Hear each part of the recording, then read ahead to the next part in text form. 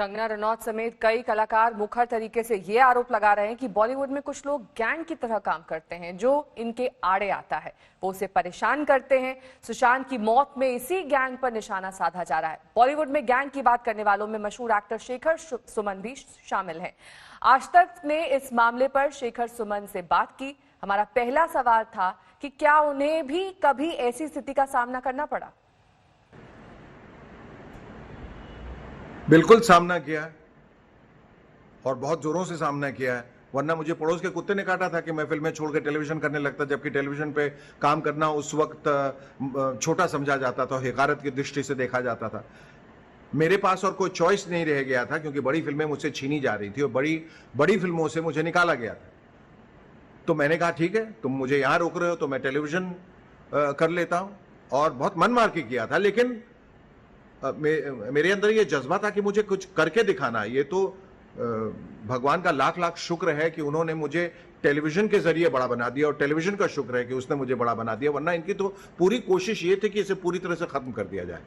मैंने फेस किया है, मेरे बेटे अध्ययन ने फेस किया है। उसकी जब शुरुआती दौर में फिल्म बनी राज, जो बहुत बड़ी हिट थी और उसको 12-14 फिल्में मिली, अचानक जब वो बड़ा हुआ और उसका नाम जो है बड़े सितारों में आना अभी शुरू ही हुआ था, तो सारी फिल्में उससे छीन ली गई, उसे दबा दिया गया, उसे दरकिनार कर दिया गया। ये तो सबके साथ होता है, सभी के साथ होता है। तो ये नहीं है कि अगर आप स्टार किड हैं तो आपके साथ नहीं होगा। आपको उस जमात का हिस्सा बनना, गुट का हिस्सा बनना बहुत जरूरी है। सुशांत सिंह मौत मामले में लगातार नेपोटिज्म और इनसाइडर आउटसाइड का मामला उभर रहा है। क्या है इसका सच, सुनिए शेखर सुमन से।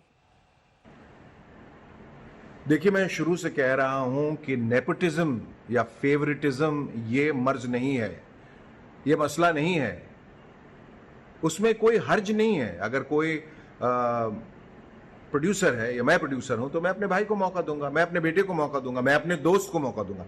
इसलिए फेवरेटिज्म भी मसला नहीं है, वो तो बिल्कुल जायज, उससे कोई फर्क नहीं पड़ता। जो नाजायज वो ये है कि मैं दूसरों को किसी प्रोजेक्ट में काम न करने दूं, या जब बाहर के किसी एक्टर को, या वो छोटे शहर का हो या बड़े शहर का हो, अगर वो किसी बड़ी फिल्म में हमें पता चल जाता है या गैंग को पता चल जाता है कि वो इसमें काम कर रहा है, तो वो उसे निकलवा कर अपने लोगों को उसमें शामिल करवा देते हैं। ये गलत है। इसलिए जो है वो छोटे और बड़े शहर की बात नहीं है, बात यह है कि जो इनकी बात नहीं मानता है वो गया काम से।